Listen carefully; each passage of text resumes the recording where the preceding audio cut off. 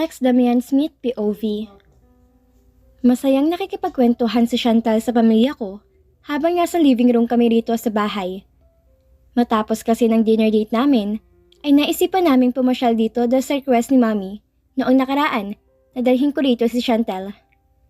When I mentioned it to Chantal, she had no objections. Instead, she was delighted. Mag-iisang oras na rito si Chantal at puro si Mommy ang kakwentuhan niya. Katabi ni Mom si Dad, pero madalang tong kumibo dahil tulad namin ay hindi kami makarelate sa usapan nilang puro pampaganda.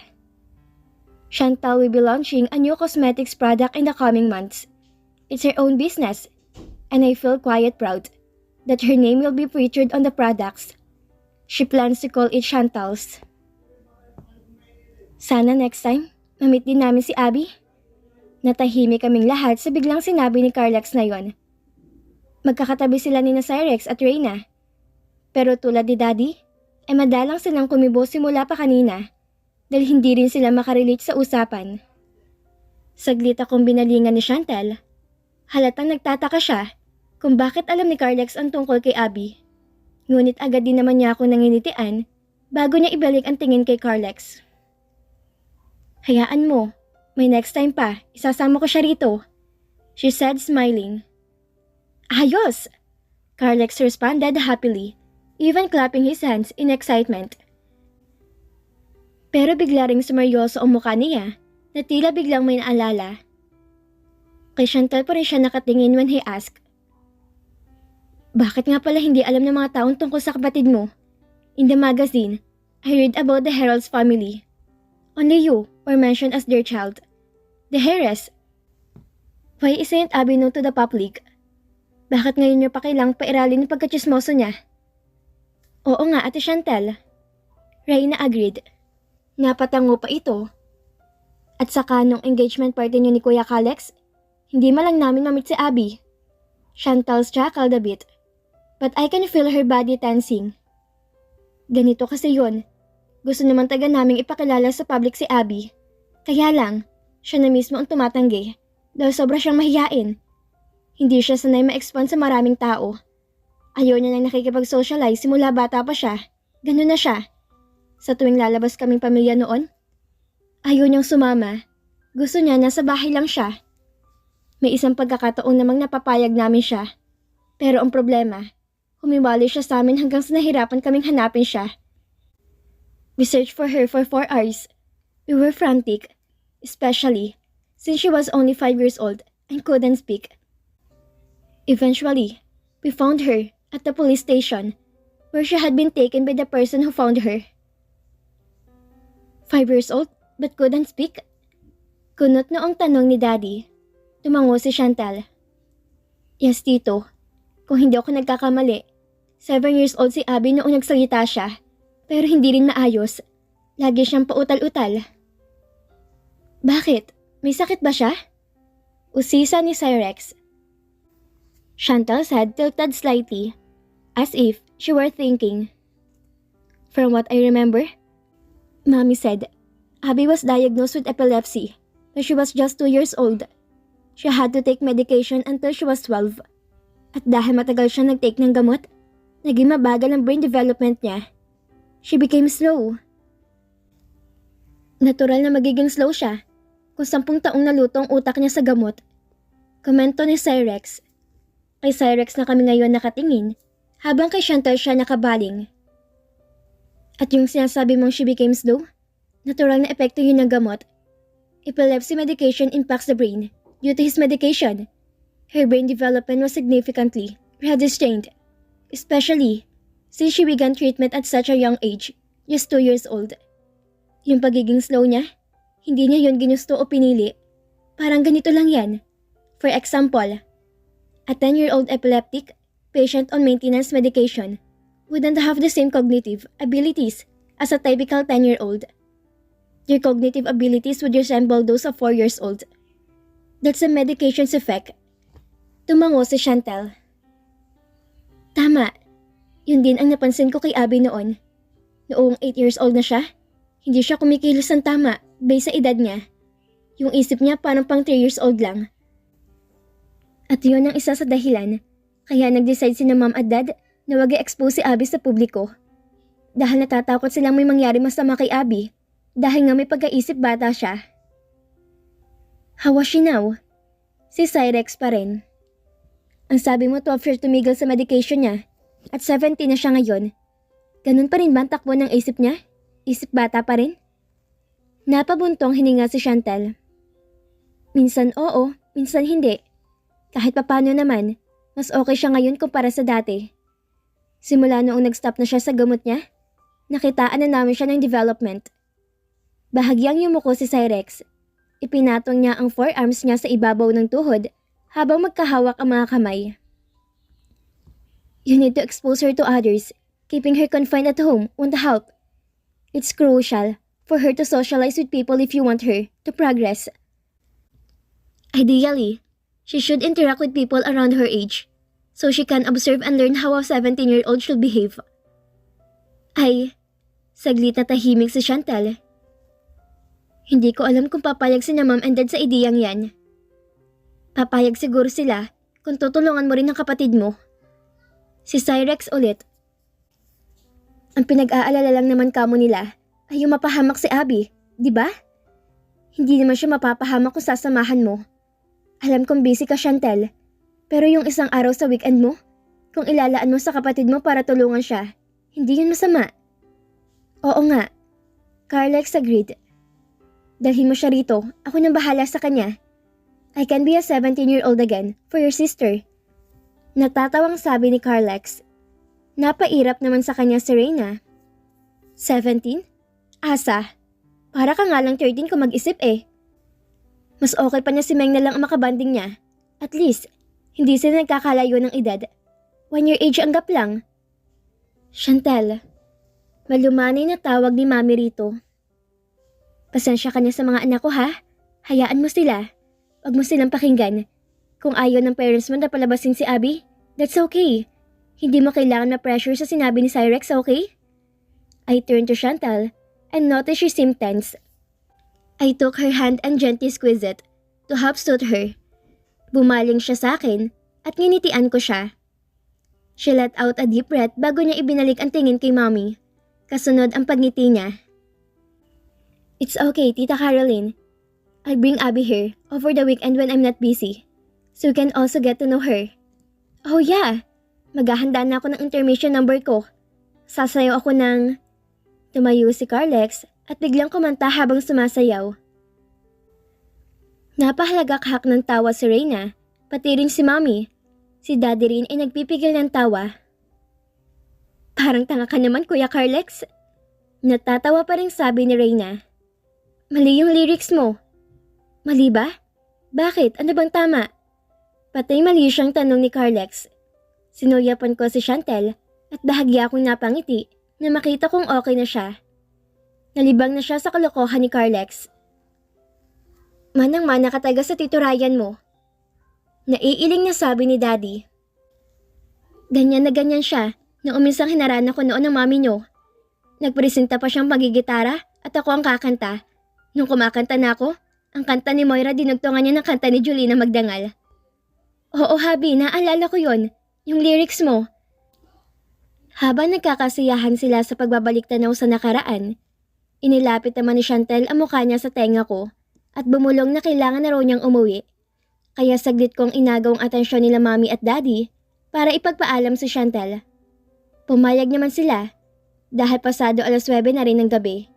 Dahil sinundo ko siya kanina sa kanila at wala siyang dalang sasakyan. Kinailangan ko ulit siyang ihatid.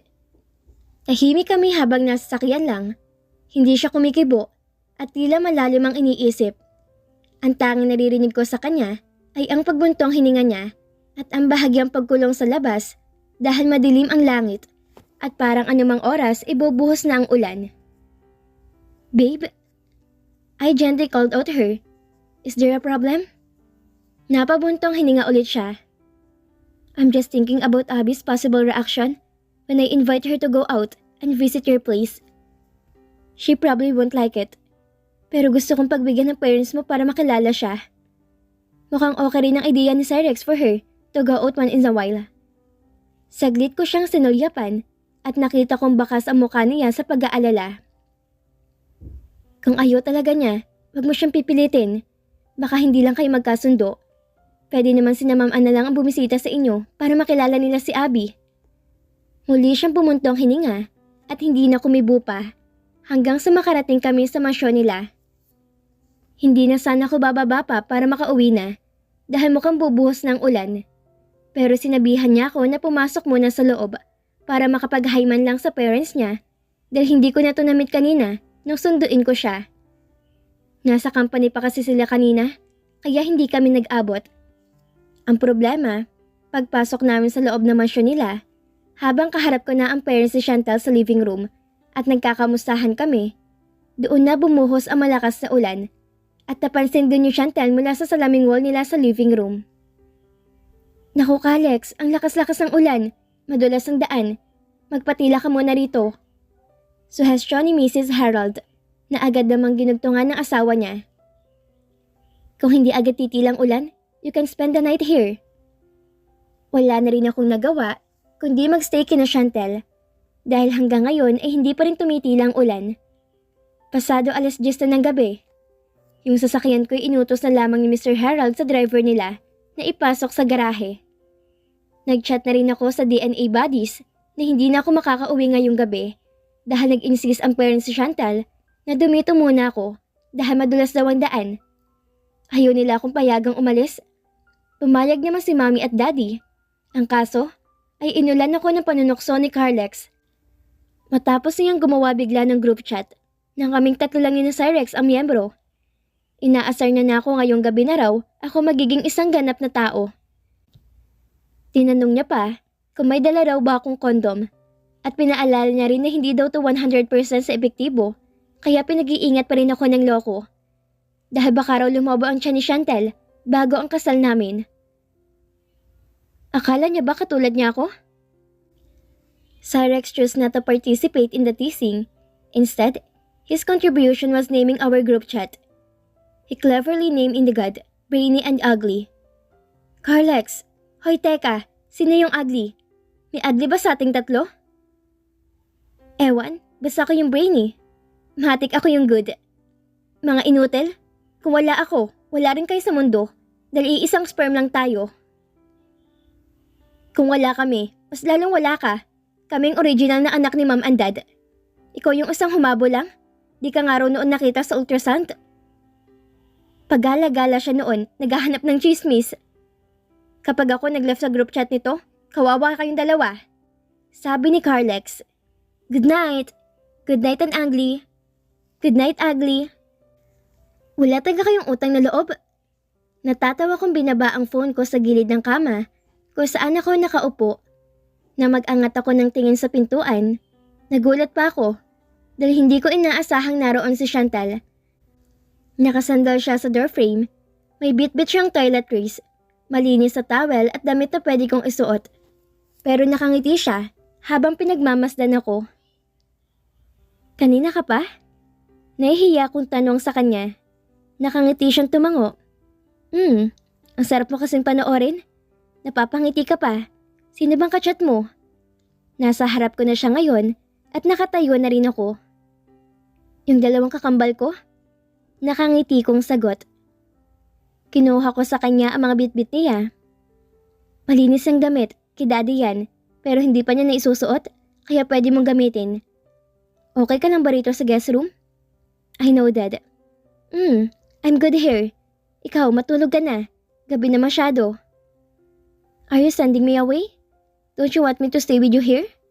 She asked tenderly, holding onto my arm and resting her head on it. It's not like that, of course. I want to be with you. Pero gabi na, mapupuyat ka. Bahagya siyang natawa. I'm just kidding. Inalis niya ang ulo niya sa pagkakasandal sa braso ko. Sige na, magbihis ka na. Babalik na ako sa kwarto ko. Kapag may kailangan ka pa, just call me, okay? Ngumiti ako sa kanya. Sure. Siya na mismo ang nagsara sa pinto paglabas niya sa kwarto. Ibinaba ko sa paanan ng kama ang mga hawak ko ngayong dinala niya. Tsaka ako humakbang papalapit sa bintana para hawiin para sa kurtina. But as I grasped the curtains, my hand froze, and I couldn't proceed with what I was supposed to do, because my gaze became fixed on the small house positioned behind the mansion. It was an annex house, at matatanaw yun mula rito sa guest room na kinaroroonan ko. But it wasn't the house that truly caught my attention. It was Abby, standing in front of the small house, joyfully dancing in the rain despite the late hour. She was wearing a white t-shirt and black leggings, with no slipper on. Kitang-kita ko siya dahil may ilaw sa harap ng annex house na siya nagbibigay ng liwanag sa kanya. Nakaramdam ako ng pag-aalala. Hindi ba niya alam na pwede siya magkasakit sa ginagawa niya? Gabi na, bakit naliligo pa siya sa ulan? At bakit hinayaan siya ng mga magulang niya na maligo sa ulan? Ihahakbang ko na sana mga paa ko paatras, palabas, para puntahan siya. Pero hindi ko natuloy ang matanaw kong isa sa mga katulong sa mansyon. Nakapayong tong lumapit kay Abby. Pinayungan niya si Abby at inakay papasok doon sa maliit na bahay. Nanatili akong nakatayo sa bintana at nakatanaw sa direksyon nila. Ilang sandali pa, bumukas muli ang pinto ng maliit na bahay na yon. Lumabas yung kasambahay na siya mag-isa. Wait, where's Abby? Iiwan niya rin si Abby? Sa maliit na bahay na yun na mukhang mas malaki pang kwarto ko? Nanatili pa rin ako nakatayo sa tapat ng bintana, nagmamatsyag. Hinihintay ko kung sakaling lalabas si Abby at lilipat dito sa mansyon. Pero halos subuan na ako ng ugal sa kinatatayuan ko, ay wala nang Abby na lumabas mula sa pinto ng annex. What the hell is happening here? 2:00 na madaling araw, pero gising pa rin ako. Suot ko na ang pajama pants at t-shirt na dinala ni Chantel kanina rito. Pero simula na mahiga ako, hindi ako nakaramdam ng antok dahil hindi maalis sa isip ko si Abby.